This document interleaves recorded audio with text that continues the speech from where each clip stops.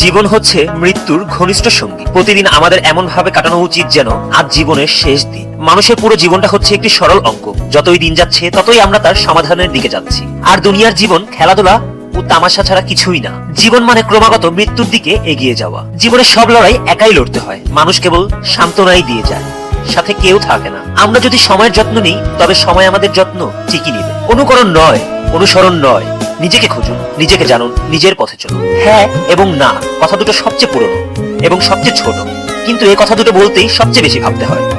স্বপ্ন পূরণই জীবনের একমাত্র লক্ষ্য নয়, তাই বলে স্বপ্নকে ত্যাগ করে তাকে সঙ্গে নিয়ে চলো।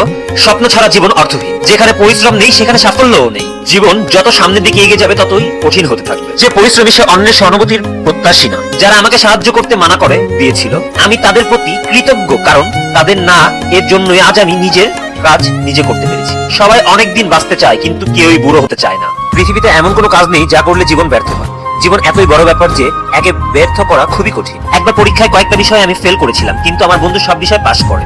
এখন সে মাইক্রোসফটের একটা ইঞ্জিনিয়ার, আর আমি মাইক্রোসফটের প্রতিষ্ঠাতা। সুখে থাকাই জীবনের চরম সার্থকতা নয়, বরং কাউকে সুখে রাখতে পারাটাই হলো জীবনের সবচেয়ে বড় সার্থকতা। পরিশ্রম তোমার সুন্দর চেহারা ভেঙে সুন্দর ভবিষ্যৎ গড়ে দেবে। ব্যর্থ হলে ভেঙে পড়বেন না, নিজের উপর বিশ্বাস রাখুন, আপনি পারবেন। কখনো ভেঙে পড়বেন না। পৃথিবীর যা কিছু হারিয়ে যায় অন্য কোনো রূপে সেটি আবার ফিরে আসে জীবনে।